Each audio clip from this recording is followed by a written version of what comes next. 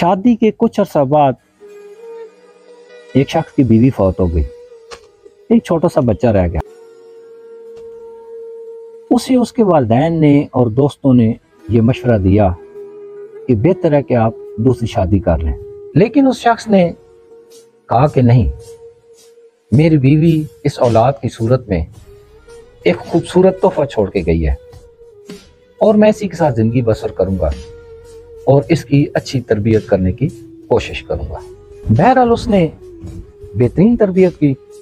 बेटा जवान हो गया तो उसने अपना तमाम कारोबार अपने बेटे के हवाले कर दिया, फिर उसकी शादी कर दी और अपना वक्त ज़्यादातर या अपने आपस में या अपने दोस्तों के साथ गुजारने लगा। अपने बेटे की शादी के बाद उसने घर का सारा इंतज़ाम अपनी बहू के हवाले कर दिया। एक दिन उसका बेटा घर आया और उसने मुंह हाथ धोया, फ्रेश हुआ और खाने के लिए डाइनिंग टेबल पर पहुंचा। लेकिन इस दौरान उसके कानों में एक आवाज़ पड़ी कि उसका वालिद अपनी बहू से कह रहा था कि बेटा मेरा थोड़ा सा दही खाने को दिल कर रहा है, अगर दही है तो खाने में दे दो। उसने कहा कि अंकल दही तो नहीं है। उनका अच्छा चले ठीक है, कोई बात नहीं।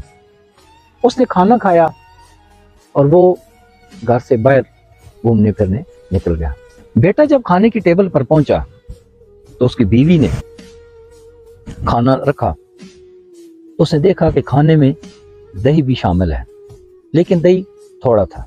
बहरहाल उसने खाना खाया और दही वाली बात को बीवी को महसूस नहीं होने दिया। अगले दिन वो अपने वालिद से कहता है कि आज आपने मेरे साथ शादी के लिए अदालत में जाना है। बाप बड़ा हैरान हुआ। उसने कहा कि अब मुझे कोई शादी की ज़रूरत भी नहीं है और तुम भी बड़े हो गए हो, तुम्हें भी माँ की ज़रूरत नहीं है, तो ये शादी वाली बात क्यों कर रहे हो?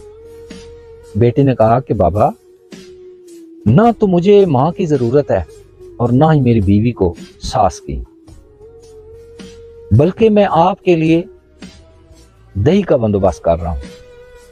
बेटे ने कहा कि बाबा, कल से मैं किराए के मकान में रहूंगा